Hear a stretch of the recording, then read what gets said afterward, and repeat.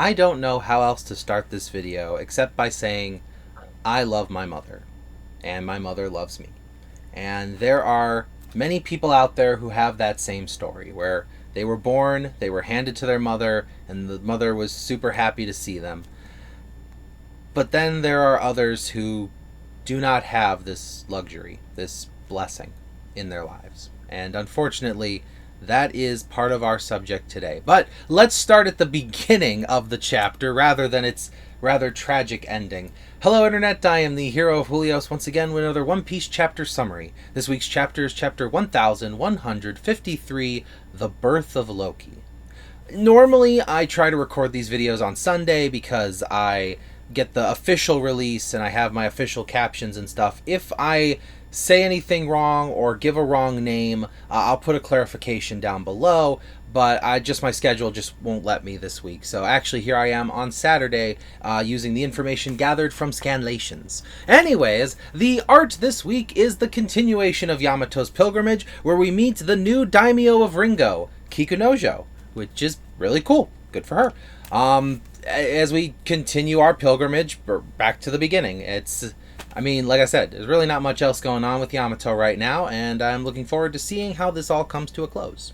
The chapter itself, though, takes us all the way back to a brief panel depicting the childhood of King Harold. He was best friends with Dory and Broggy, as the three of them were the mischief makers of the town. You can see by the very first panel how much bigger a ancient giant-blooded human, or giant, is compared to other giants. To the point where you could even argue that maybe they are human compared to giants. It's kind of crazy. Well, anyways, we really only get that one little panel that lets us know that the three of them were rapscallions together, and eventually they formed their own pirate crew as we cut to 105 years ago. That's quite some time for us. But King Harold is sailing the seas with his friends Dory and Broggy, and man, he is bored. Humans are just weak. This is lame. I mean, you gotta remember, Vegapunk wasn't even around to invent some of the technology that would give giants a run for their money. 100 years ago, for us humans, we just invented, cars. So imagine a giant being able to just wander around. We don't have nuclear weapons or anything. It's not like we're a threat to them. And that's pretty much all King Harold did. He went from island to island, ruining people's lives. Now, obviously, he does have a caring spot somewhere for his own people. So, as he is heading out, he notices that there is a circus with a giant woman in a cage. Her name is Ida, as we are informed, and he does not like that they have caged a giant of Elbaph, so he smashes the cage, he burns the city to the ground, and he kidnaps her, kind of, and takes her to his ship. And as they're sailing away, she's asking him, obviously, who are you people? And he's like, oh, well, I am the great King Harold, and I hail from the powerful land of Elbaph, so it is, I'm most thankful to have met you. And he is graciously slapped across the face by this woman.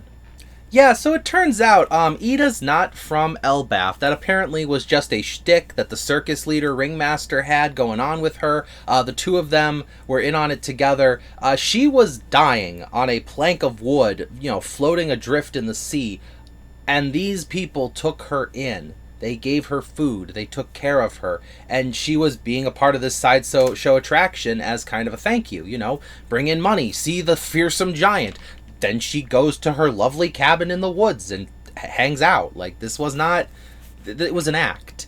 And because Harold, in his arrogance, just kind of bashed his way through there, he messed all that up. So she forcibly takes him by the ear and makes him go help build the place back up. And yeah, this is the woman who wins his heart. I mean, what's the reason that any fearsome man turns into a tender being? A woman. So thanks to Ida, Harold starts to change, to a point where even some of his crew members are kind of hoping this is a phase, but it's not. He actually does grow and change as a person.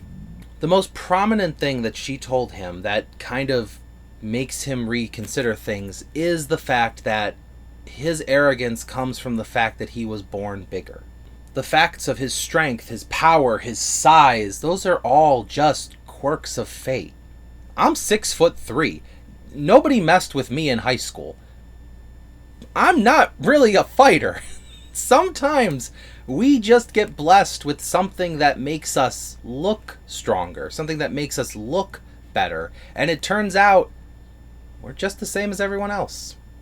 And I think Harold, after understanding that, realized Elbaph needed to change too.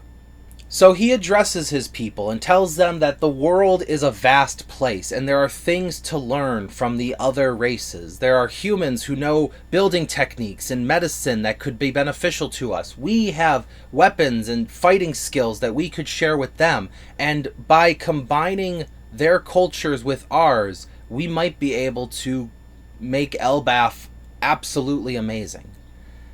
And of course, some people push back a little, worrying, of course, that their traditions will be lost in the mix. And Harold does admit that some of Elbaph's traditions may have to change to meet this new era. But I do like that Harold doesn't say flat out, oh yeah, no, we got to get rid of all of Elbaph, because taking out the culture you came from is just as bad as not having a culture at all. I'm not really a philosopher or anything, but I do like how Elbaph, the arc itself, seems to be pulling at the strings of what does it truly mean to follow tradition without blindly losing yourself to tradition. So as he is sailing across the seas and learning more about the world around him, eventually he and Ida do give birth to a child. It is Haruden. This takes place, I wrote it down, 81 years ago. So Haruden is born, and he's pretty dang happy. I mean, Ida's the love of his life, and they have a kid together, and this is great. And unfortunately, as we were talking about traditions, this is not a recognized royal marriage, because she is not of Elbaphian blood.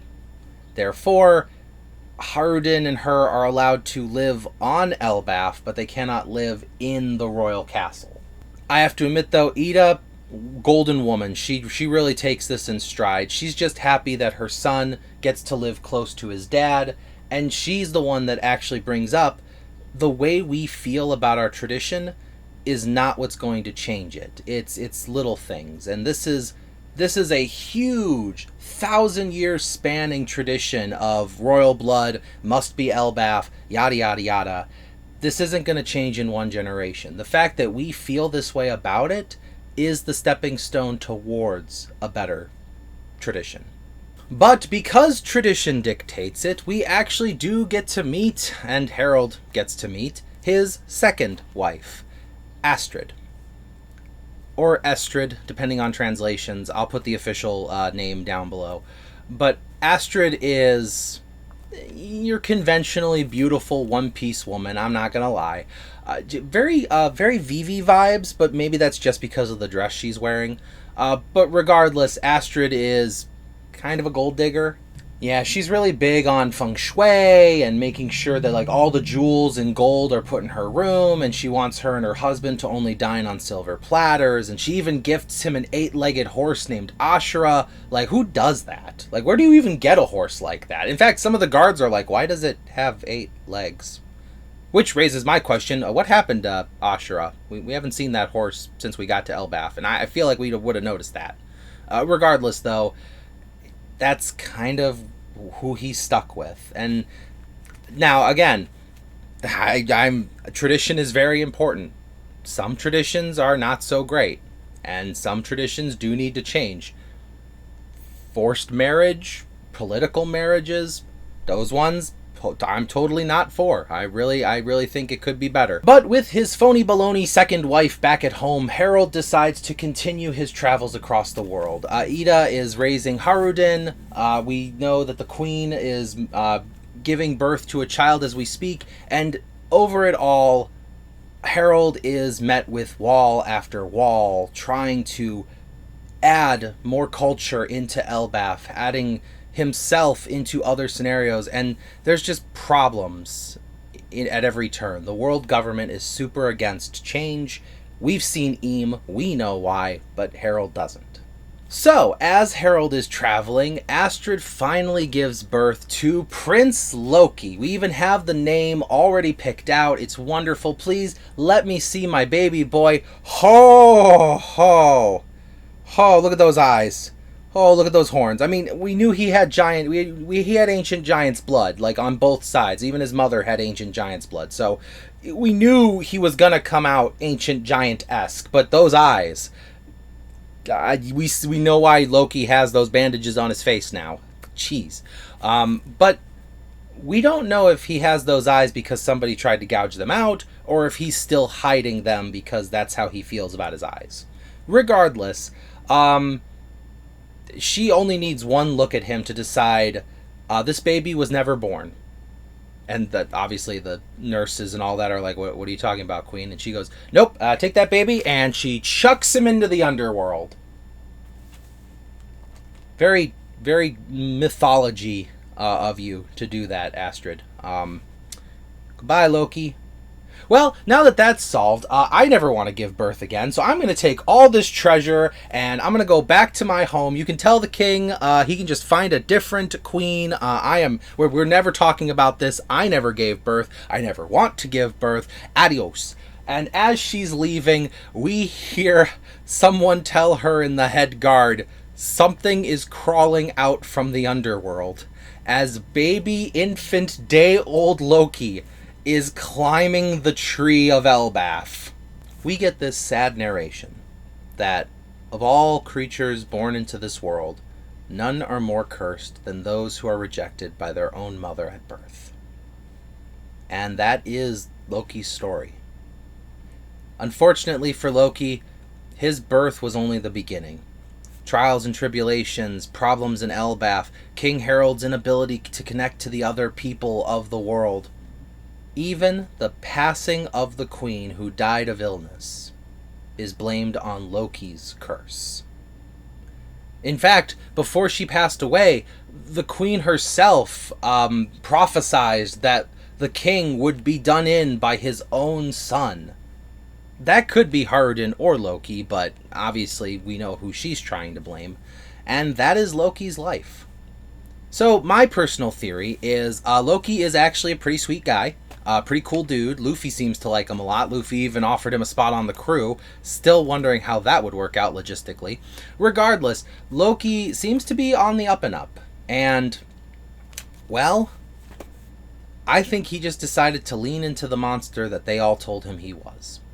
Because sometimes if you tell someone they're a villain enough times, they'll start to believe you. But let me know in the comments below what you think, because honestly, I think we're gonna get a little more info on Loki's upbringing and see what happened to Harold, find what happened on that terrible, terrible day, and I think this will all be wrapped up nicely by next week's chapter. If there is a chapter next week. I can't remember if there's a break or not. Regardless though, thank you for watching as always, and I will see you in the next video. This is the Hero of Julios, Xing out.